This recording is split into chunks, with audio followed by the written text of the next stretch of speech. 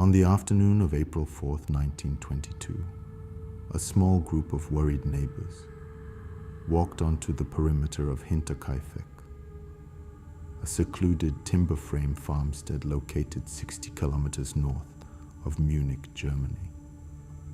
The small community of Kaifeck had noticed a series of quiet compounding disruptions in the local routine. 7-year-old Cecilia Gabriel had failed to appear at her school desk for several consecutive days.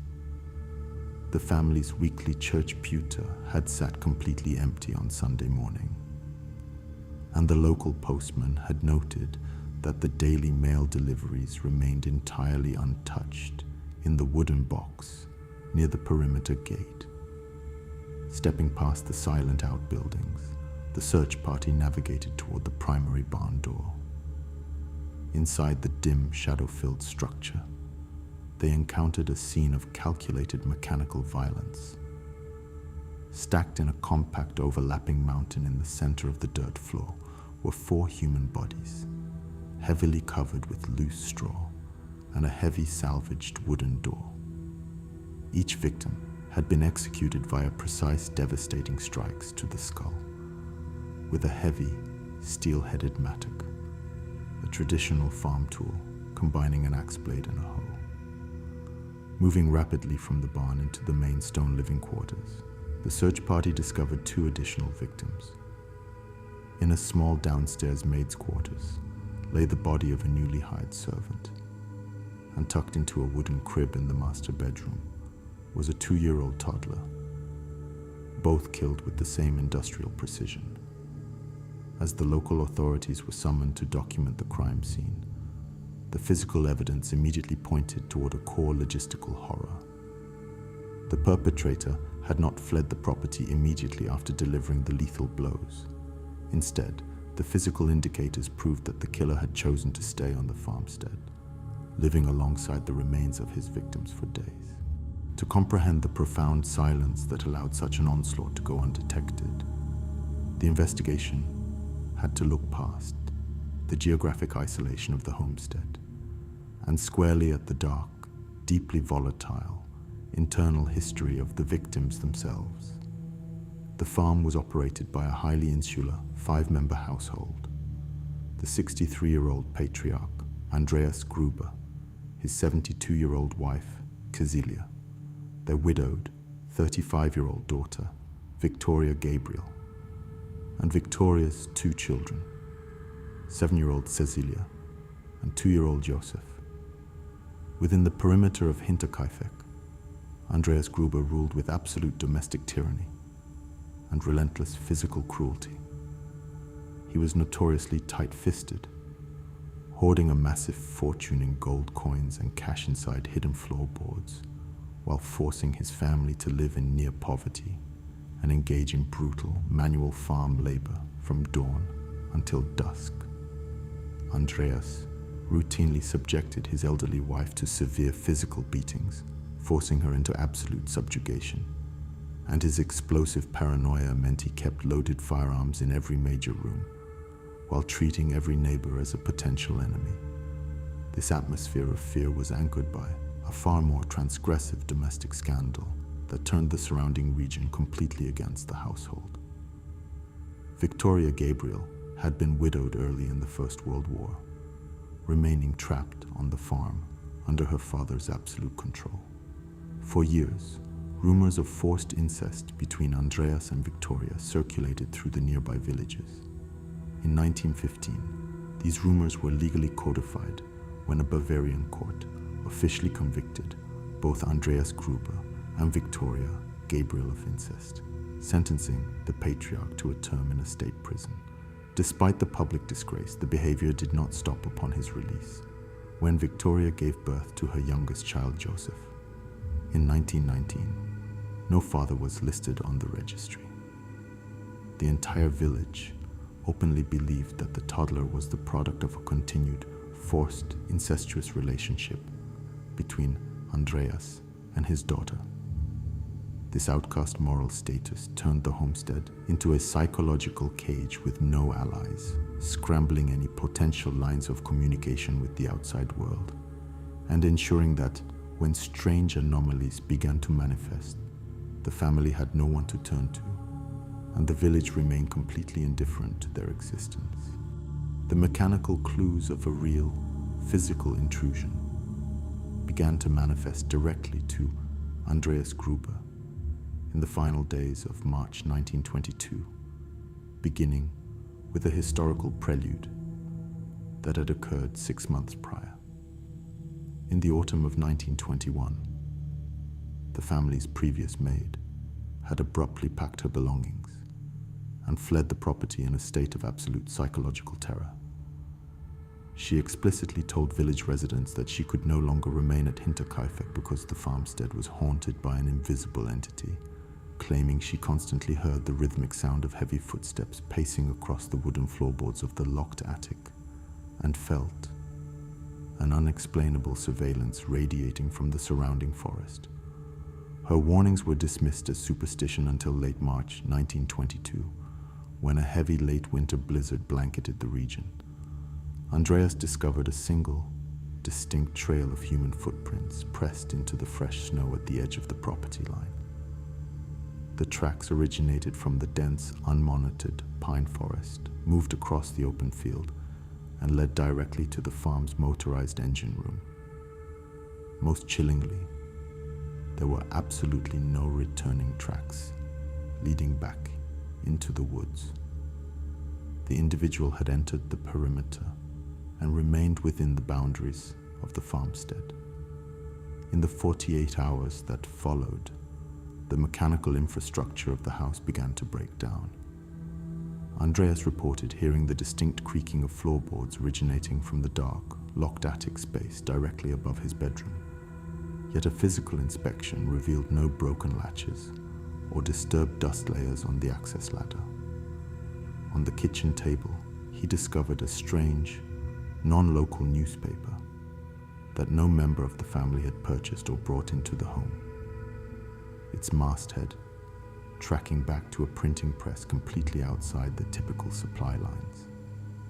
Finally, on the morning of March 30th, the master set of house keys, which unlocked the heavy exterior doors of the main living quarters, completely vanished from the iron hook in the hallway. That same afternoon, Andreas found a series of deep tool scratches, scoring the iron lock of the tool shed, as if an intruder had been testing the mechanical entry points of the compound. Despite the compounding evidence of a physical breach, the family remained completely exposed within the silent stone walls. On the afternoon of Friday, March 31st, 1922, a new maid named Maria Baumgartner arrived at the farmstead to replace the servant who had fled months earlier. Her sister escorted her to the property, observed her entering the main kitchen and departed, leaving Maria alone with the family just hours before the onset of the violence. As night fell over the Bavarian countryside, the intruder systematically weaponized the layout of the farmstead to isolate and neutralize each victim. The killer took up a position inside the dark, detached barn, which was connected to the living quarters by a single, narrow interior corridor. Utilizing the cover of darkness, the perpetrator began to disrupt the livestock or simulate unidentifiable noises within the structure, prompting the family members to investigate the anomaly. The tactical sequence was cold and linear. Andreas Gruber was the first to walk down the dark corridor into the barn to check on his cattle. As he stepped through the threshold, he was instantly struck down with the heavy steel mattock. His wife, Kazilia, followed a short time later to locate her husband and was eliminated in the exact same physical space. The killer maintained total control of the choke point. Victoria Gabrielle was next to enter the dark barn, followed finally by her 7-year-old daughter, Cecilia. All four were systematically ambushed and killed before they could alert the others inside the house. The intruder then crossed the threshold into the main living quarters.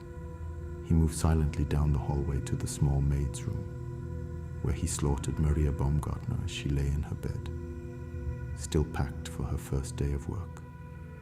Finally, the killer entered the master bedroom and delivered a terminal blow to 2-year-old Joseph as he slept in his wooden bassinet. The post-mortem forensic evaluation later conducted by Munich physicians revealed a horrifying detail. 7-year-old Cecilia Gabriel had survived the initial impact of the mattock for several hours, lying trapped in the dark barn beside the bodies of her mother and grandparents, where she had systematically torn out clumps of her own hair in a state of absolute shock before succumbing to her injuries. Following the completion of the physical executions, the narrative enters its most psychologically disturbing phase. The 3-day period between the final blows on Friday night and the ultimate discovery of the crime scene on Tuesday afternoon. The physical and forensic evidence recovered by the Munich investigators demonstrated that the perpetrator did not immediately retreat into the surrounding pine forest under the cover of darkness. Instead, the intruder fully assumed operational control of the Hinterkaifeck homestead, moving into the living quarters and adopting the domestic routine of the family he had just annihilated. Over the course of the weekend, the killer lit fires in the kitchen stove to prepare meals from the family's personal food stores, consuming large quantities of smoked meat, bread, and dairy products. Neighbors later confirmed to investigators that they had observed steady plumes of grey smoke rising from the house's chimney on both Saturday and Sunday, assuming the family was simply staying indoors to avoid the damp post-winter chill. The killer's commitment to maintaining a baseline of normalcy across the compound required an extraordinary degree of calculated calm. He did not leave the farm's extensive livestock to starve or create a disturbance that might attract early investigation from the path or fields. Instead, the perpetrator entered the stalls daily, systematically feeding, watering, and milking the dairy cattle, a chore that required considerable familiarity with agricultural machinery and routine. The family's guard dog, a small Spitz, was found alive inside the barn, neatly tied to a post near the cattle stalls, with a fresh bowl of water nearby, though it had sustained a non-lethal blow to its eye, likely delivered when it initially attempted to defend the perimeter on Friday night. The killer slept in the master beds, rearranged items in the kitchen, and walked across the property in plain sight of the distant forest line, entirely undisturbed by the proximity of the 6 corpses cooling in the barn and the bedrooms. The structural integration of the farmstead had allowed the criminal to create a completely closed ecosystem, using the property's natural isolation to mask an ongoing, macabre occupancy. When the Munich Police Department finally initiated their formal investigation on April 5th, 1922, they faced an immediate structural breakdown in classic forensic tracking. Due to the remote location and the time lag, the crime scene had already been significantly compromised by the initial search party and curious onlookers from the village before the state detectives arrived. The lead investigator, Detective Inspector Georg Reingruber, ordered an immediate, exhaustive search of the entire house for financial motives.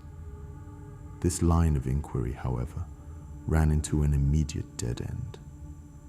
Andreas Gruber's legendary hoards of wealth, amounting to thousands of gold coins, paper marks, and valuable financial bonds, were found completely intact inside the master drawers and hidden cavities beneath the floorboards.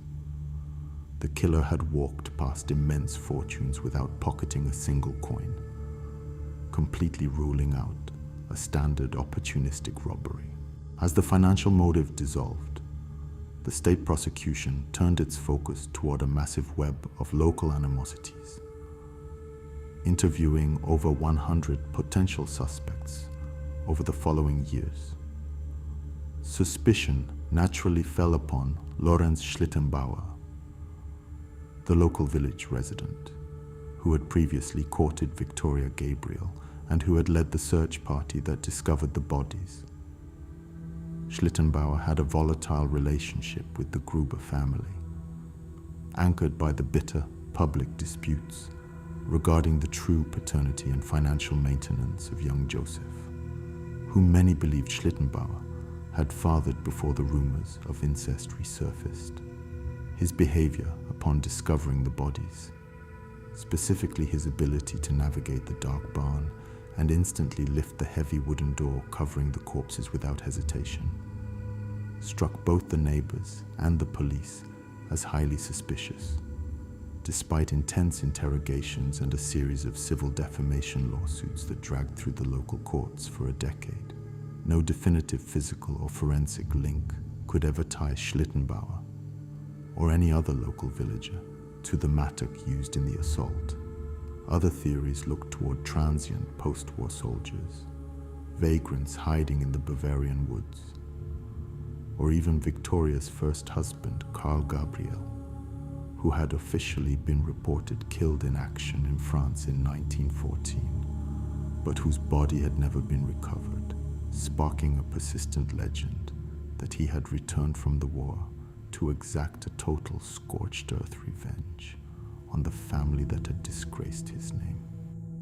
In the spring of 1923, realizing that the physical structure of Hinterkaifeck had become an unendurable monument of horror and superstition for the region, the community completely demolished the farmstead. The timbers were burned, the stone foundations were leveled, and the earth was plowed over, leaving behind nothing but a modest, unadorned stone marker near the edge of the field to commemorate the dead.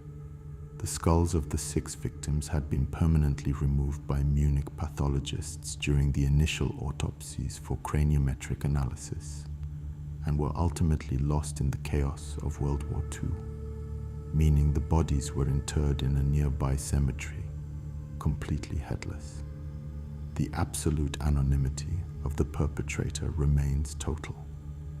The individual emerged from the shadows of the pine forest, weaponized the structural layout of a fractured household, lived within the domestic fabric of his own slaughter, and walked back into the landscape without leaving a name, a signature, or a single definitive trace behind.